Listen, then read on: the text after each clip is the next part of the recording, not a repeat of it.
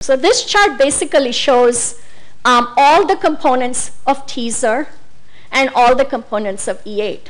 And as you can see, E8 contains DMEM-F12, L-ascorbic acid, selenium, transferrin, sodium carbonate, insulin, FGF2, TGF-beta1, and nodal. And the reason they are hatch bars is because TGF-beta and nodal can be used interchangeably, and that makes the 8 components of E8 or essential 8. What are the advantages? It provides media system with no animal proteins at a reasonable price. It avoids variations of batches of BSA and therefore variations in results.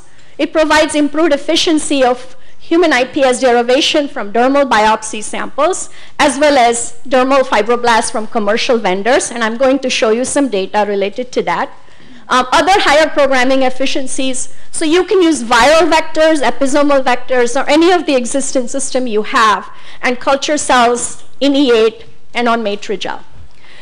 One other cool thing about this system is that you can actually derive new iPS cell lines in completely xeno-free conditions, as well as you can modify these conditions by adding EGF and thrombin to derive fibroblasts from dermal biopsies from patients under xeno-free conditions. So you can do everything xeno-free from the time you can obtain a biopsy from a patient all the way to banking your cells under xeno-free conditions, which is very important for people who are interested in translational research.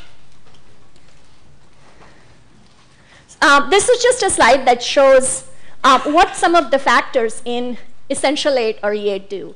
As we all know, DMEM-F12 is the basic medium. Sodium carbonate is needed to adjust the pH. Insulin and FGF2 are important for cell survival and proliferation. L-ascorbic acid or vitamin C promotes cell proliferation both for ES cells and iPS cells. Selenium is essential for sustained culture conditions. And addition of transferrin improves initial survival and supports high cloning efficiency in the presence of ROCK inhibitor.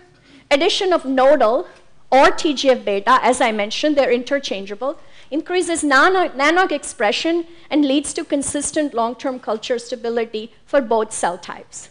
And the inclusion of ROCK inhibitor, either the HA100 version or the Y version, or blebistatin, improves initial survival and supports a high cloning efficiency, which is increased by the addition of transferrin or selenium. So these 8 factors work in harmony, and some of them also have a synergistic effect. And that's why just 8 components are enough to culture cells or derive new iPS cell lines.